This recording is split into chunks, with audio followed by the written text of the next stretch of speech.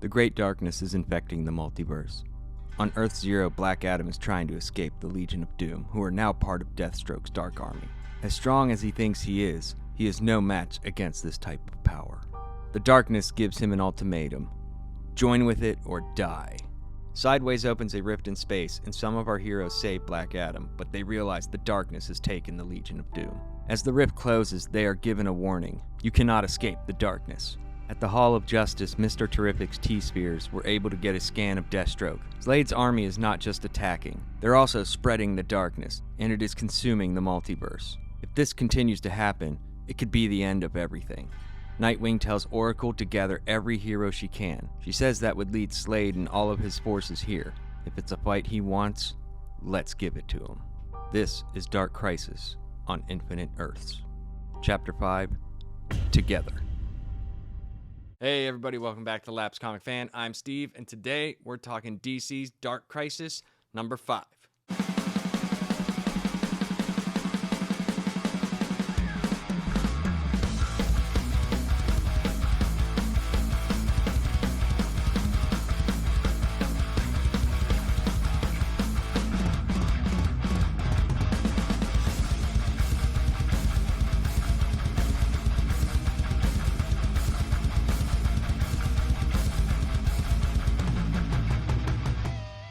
So I'd like to thank all the new subscribers to the channel. Hope you enjoy it.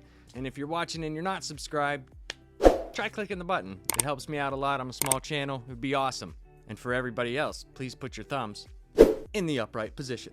So how's everybody doing? Dark Crisis number 5. It's here. Sorry it's late, guys. Just had a lot of things going on that I had to take care of.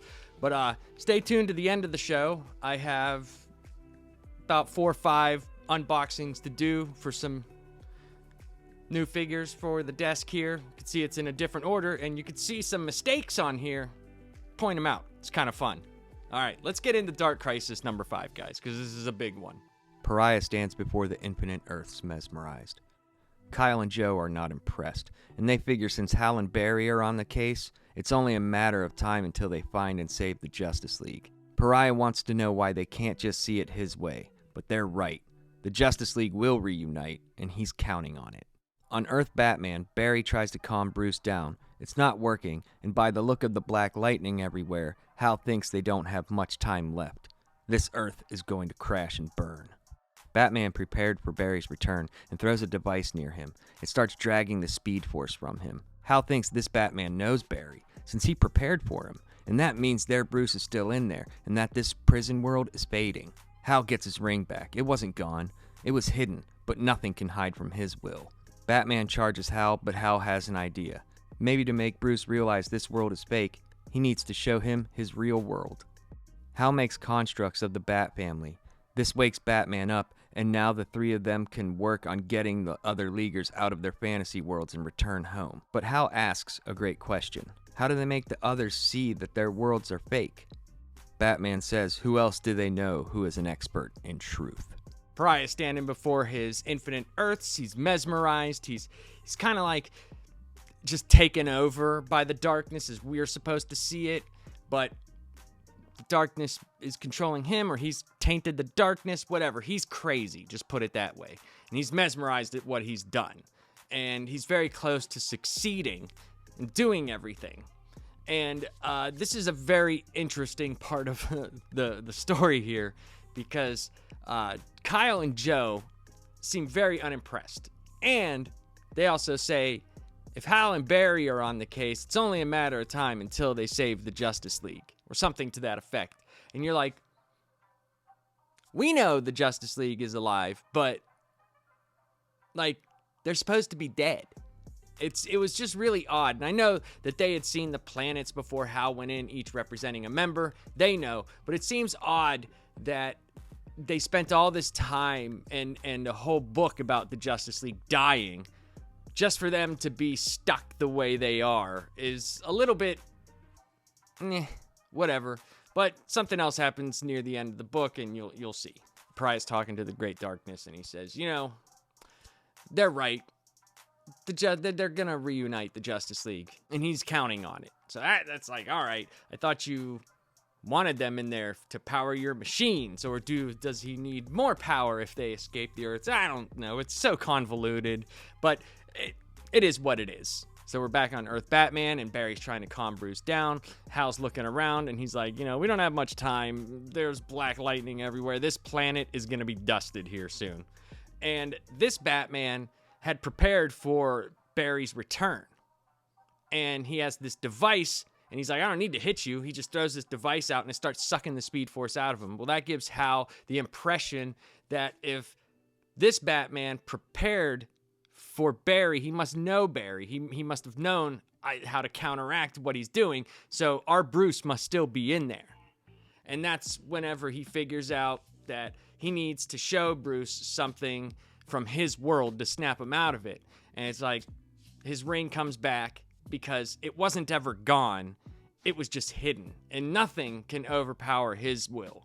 That's how Jordan's whole thing has the most willpower of all the DC universe. I just find it funny, man. I don't know. When I'm reading this, I'm like, what the? Like, okay. So Hal makes constructs of the Bat family, and that snaps Batman out of it. And they're trying to figure out how to get everybody else out of their worlds, right? And it's by showing them truth. So Batman's like, well, who do we know that is synonymous with truth? So over the next couple pages, we get some interesting stuff. They show a picture of the multiverse, right? And all these Earths are returning. And the darkness is spreading like an infection everywhere. And Nightwing and the rest of some people at the Hall of Justice are looking at this. And they're like, it's spreading like wildfire. It's closing in on us. If we're going to have any success, we're going to need to break into teams. So Nightwing is heading up a plan that he would have the JSA investigate the darkness and try to contain it while the rest of them will deal with Deathstroke. They start rounding up heroes. Got some new faces. Some didn't answer the call. The Teen Titans Academy students want to step up and help as well. And then this is where we get a part of the story, if you've watched from this series from the beginning from me, that I just did not care for. Beast Boy comes back, and he's like hanging on the side of the entrance. He's like, hey, you ain't gonna start nothing without me, huh? Old shot to the face Beast Boy. Recovery time. And Beast Boy's like, I got a score to settle, count me in. Everybody's happy to see Beast Boy. And him and Dick hug, and he's like, I could feel you by me. I'm like, you could feel Dick by you. I'm immature.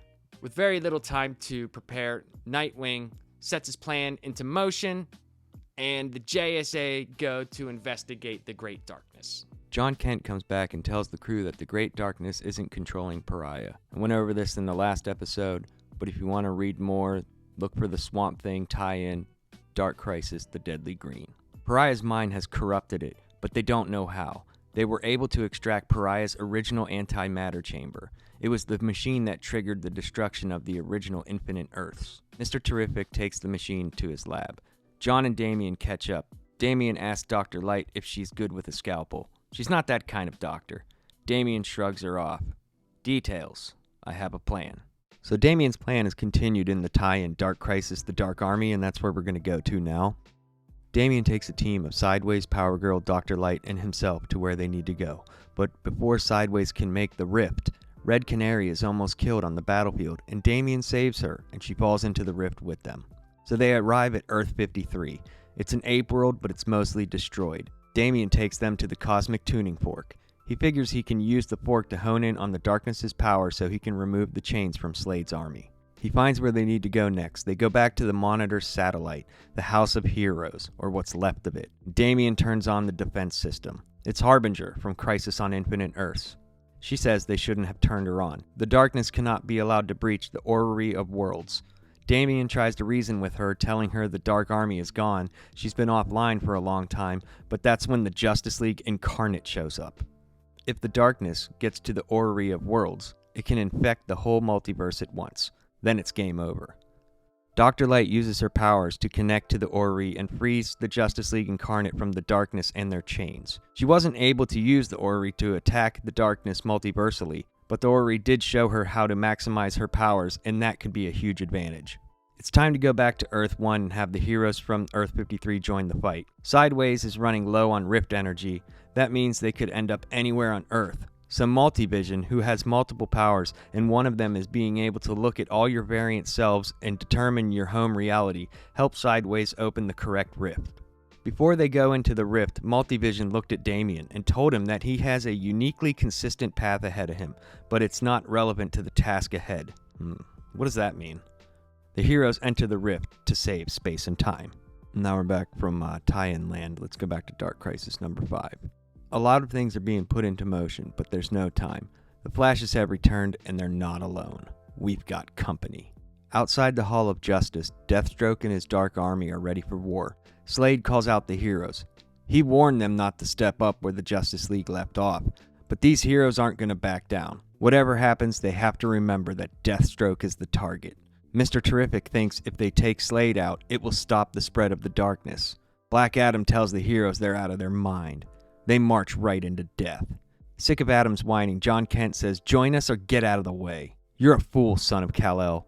What makes you think sidekicks will succeed where many others have failed? You're not the Justice League." Nightwing looks at Black Adam, grinning. "We never were. We're the Titans." John Kent comes back to the Hall of Justice to tell everybody that the Great Darkness is not controlling Pariah.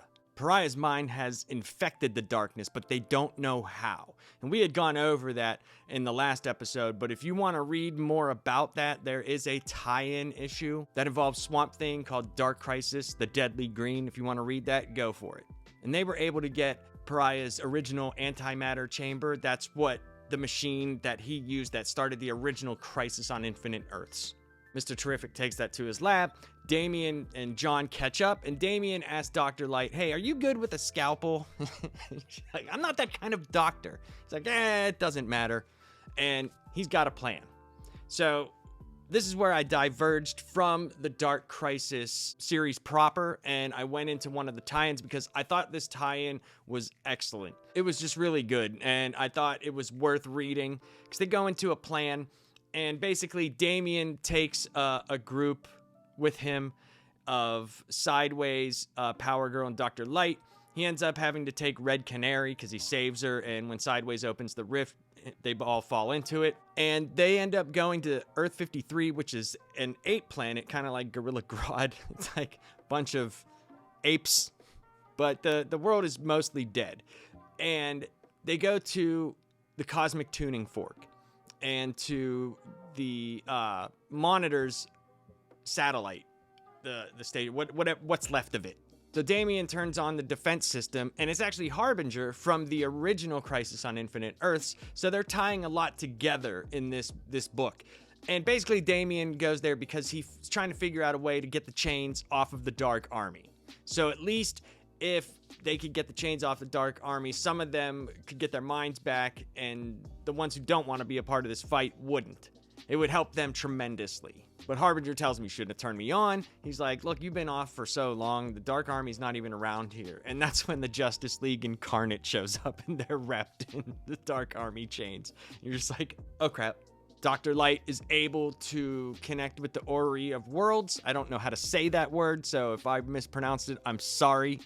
And it didn't help her get the chains off of everybody, but it uplifted her powers. She couldn't attack multiversally, but she can do it to people that are within her vicinity, and she does it to the Justice League Incarnate.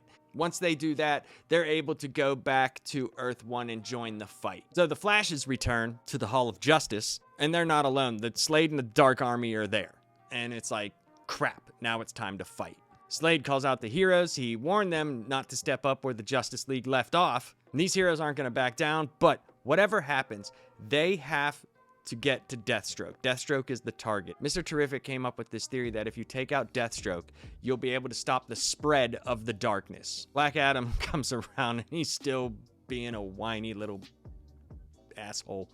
And he tells them, "You're marching right into death. And this isn't gonna work. Why do you sidekicks think you can succeed where everybody else has failed?" He's like, "You're not the Justice League." And Dick looks back and he's like, "We never were. We're the Titans." And I thought that was really cool. I thought that was nice to see that they're separating themselves and not trying to be Justice League 2.0. I thought that was smart. I thought that was cool. Back on one of the Dark Earths, we see Superman, and he's looking at a picture of his family. And Barry, Hal, Bruce, and Diana, that's who they went to get because of the lasso of truth. They're standing there looking at Superman, and they're like, hey, big guy, what you doing? And he tells Diana she can put down her lasso, and she doesn't want to, but he knows that these Earths are fake. He knows that they're not real. And Barry tells him, you know, they're so much more than just not real. They are ticking time bombs of crisis energy. Oh, now there's crisis energy. Is there going to be, like, crisis energies all over the place for the next crisis? Barry thinks Pariah doesn't know the scope of the energy that he's dealing with.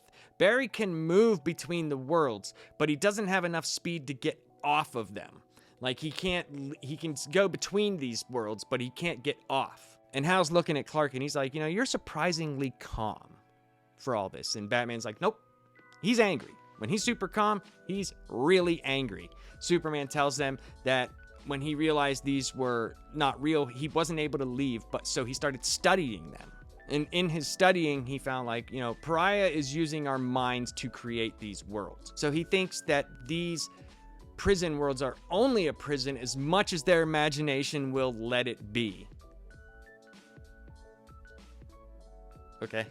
Pariah thought he could trap Superman with this happily ever after with his family, but it wasn't right. It was a world without a Justice League. Superman powers up, and it's awesome. He looks like Eternity from Marvel Comics. He has, like, it looks like he has space all inside of him, stars, everything. And I was wondering, is he gonna look like this outside this world, or is this kind of like a symbol that Superman is a universal hero, like a beacon of truth or a symbol of hope for the universe? Superman says if they focus on what is real, their mental connection to the construction of these worlds will pull them together. They need to focus on their friends. Darkness has almost consumed the multiverse. Pariah thinks his world will finally return, but the infinite Earths are unstable. He's losing power and he needs more heroes. He turns to Kyle and Joe to see what kind of worlds they would create. Before he can do anything, the Justice League returns in their full might, telling Pariah it's over. He doesn't take kindly to this. His machine needs their power for the infinite Earths to fully return. He says it's far from over. He killed them. He used them to create these worlds, and their existence is tied to them. If the worlds are destroyed, they will be erased. Back to the fight with Deathstroke's army. The heroes are being overwhelmed and they can't get to Slade. Pariah says his curse will be lifted and the multiverse will be restored. Deathstroke warned the heroes, now the children will pay for their actions. Superman asks Pariah at what cost has he done this. Pariah says he gave them a chance at happiness. Superman disagrees. It wasn't real, and neither is what the darkness promised you, Pariah. John Kent looks up at the sky. Oh no, we're too late. Looking at Superman, Pariah says what happens next is on you, Justice League. With time running out, Nightwing realizes they only have one shot at this. They need to clear a path to Deathstroke. With Pariah and the Dark Army gone, the Justice League needs to get back home. But what about what Pariah said about if they return home? Will they truly be erased? There's a huge explosion. Nightwing looks on in disbelief. Black Adam was right. This is truly the end. The true darkness is here.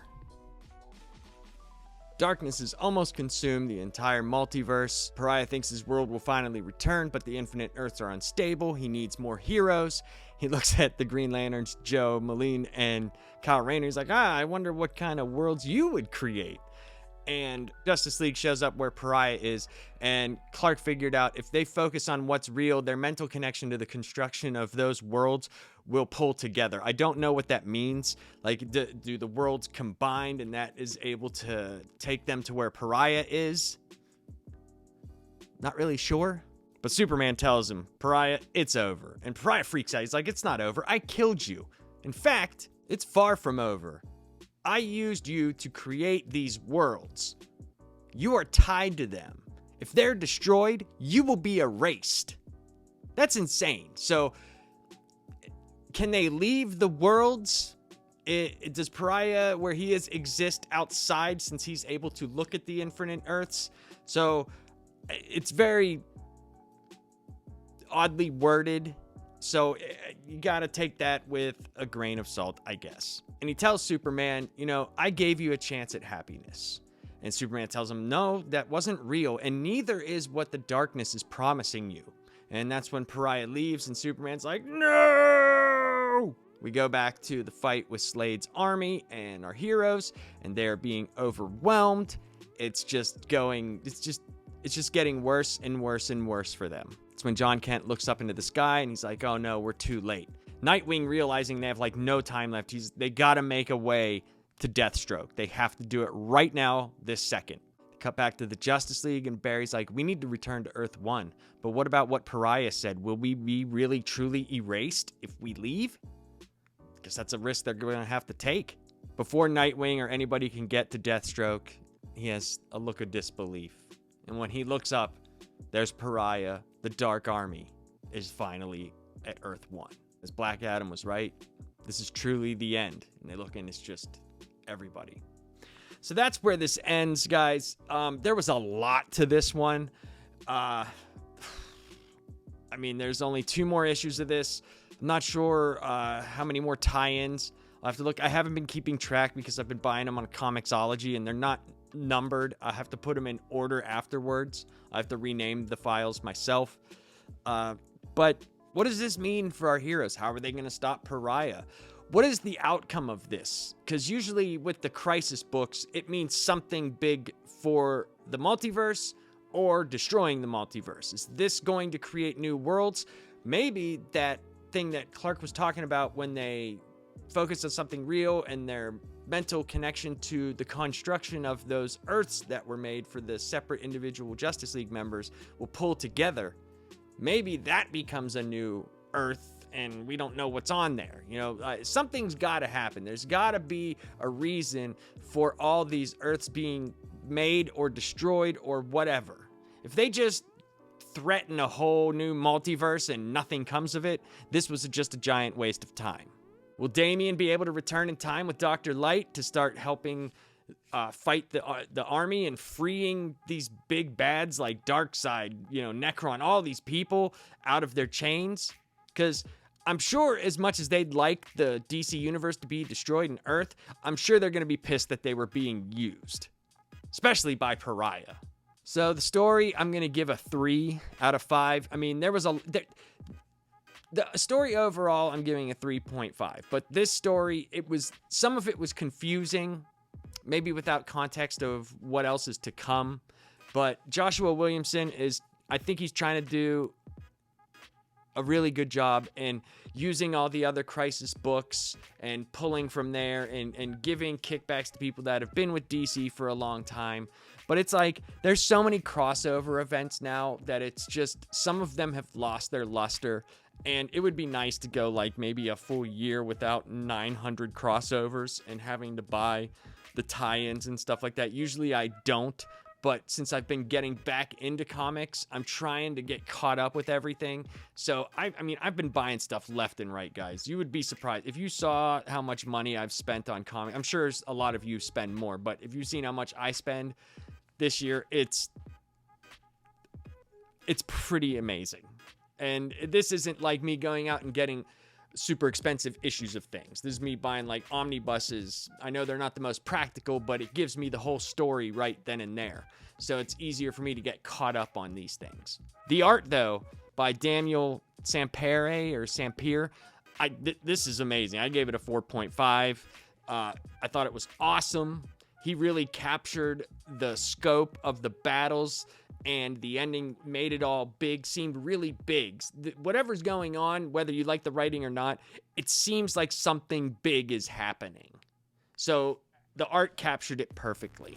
Next time on Laps Comic Fan, we're going to go through Deceased, and I'm excited about that. I know there's a new Deceased, I think it's 8 books, but we're going to go to the original Deceased 1 through 6, and we're going to make our way through all of those and all the Deceased storyline. We're going to intersperse those episodes throughout the year, and yeah, we're going to do that. But right now, I'm going to open some of the stuff that I was able to buy, and I know Christmas is coming up, so I hope you guys have a Merry Christmas, and stay safe, guys, and help each other out, and try not to be dicks this year.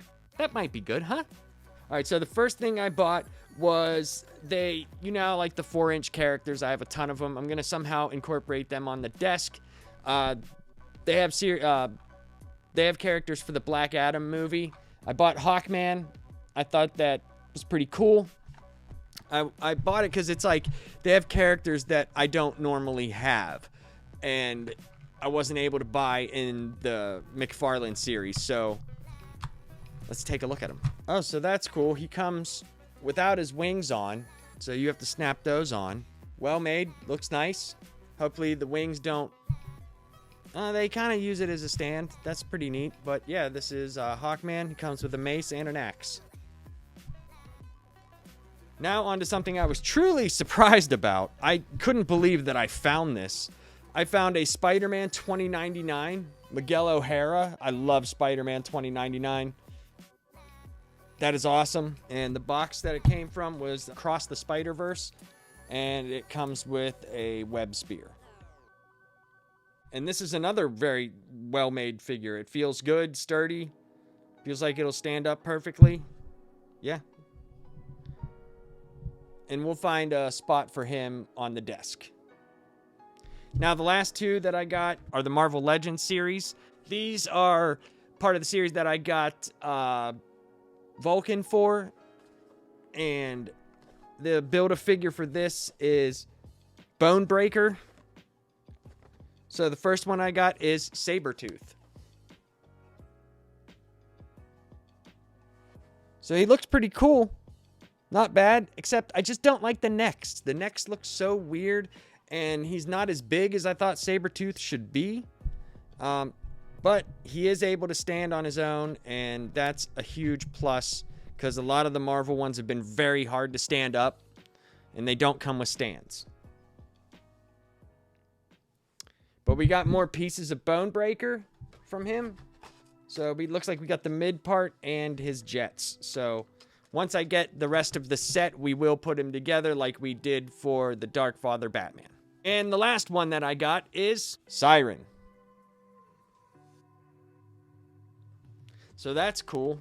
So all we need from this is Wolverine, Havoc, and Maggot. And we will have the full series, and yeah, we'll be able to put Bonebreaker together. This is another one I have to turn off the green screen for, so sorry guys. But well made. Looks nice. Looks cool. We're gonna redo the desk again. Remember, if you spot any inaccuracies, put them in the comments, guys. It'll be a lot of fun to do. Let's see if you could spot them. So, I hope you guys have a great Christmas. And there'll be another episode or two before then. But be safe, guys, this holiday season. And peace.